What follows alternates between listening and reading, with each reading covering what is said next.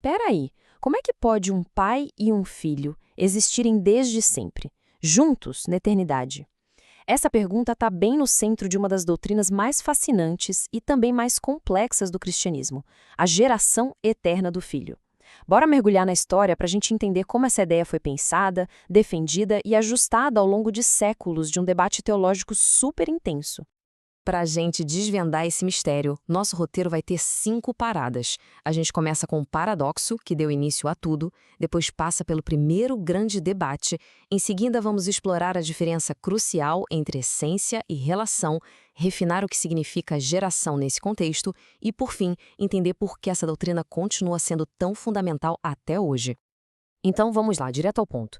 A teologia cristã parte de uma ideia central. Existe um só Deus e ele é eterno, imutável, ok? Só que ela também fala de um pai e de um filho. E é aí que a coisa começa a ficar interessante e, claro, levanta uma baita questão.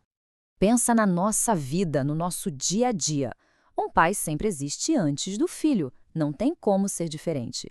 Então a pergunta que fica é: como essa lógica se aplica a um Deus que é eterno? Como um filho pode ser tão antigo quanto o pai? E olha, essa pergunta ela deu o que falar, viu?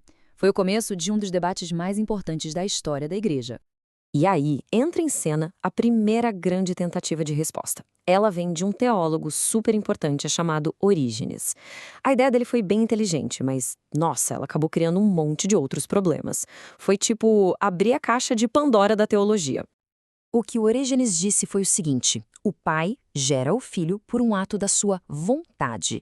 E isso acontece desde sempre, eternamente, sabe? É como um pensamento que nasce da mente, um processo que não para. No papel, parecia fazer sentido. Só que as consequências dessa ideia eram bem perigosas. O problema todo está aqui, ó. Se a geração do filho é uma questão de escolha do pai, isso significa que a existência do filho depende dessa escolha. E se depende de uma escolha, bom, isso faz o filho parecer meio que inferior, né? Quase como uma criatura e não como Deus. E essa linha de pensamento foi o estopim para uma das maiores polêmicas da história da Igreja, com um cara chamado Ário levando isso ao pé da letra. Mas aí surge a resposta, e ela vem de um gigante, Atanásio de Alexandria. Ele sacou uma coisa fundamental. A chave não estava na vontade de Deus, mas no próprio ser, na natureza de Deus. E com isso, ele virou o jogo completamente. E a diferença que é tudo. Para Orígenes, era um ato de vontade, uma escolha. Para Atanásio, não, era um ato da própria substância, da natureza de Deus.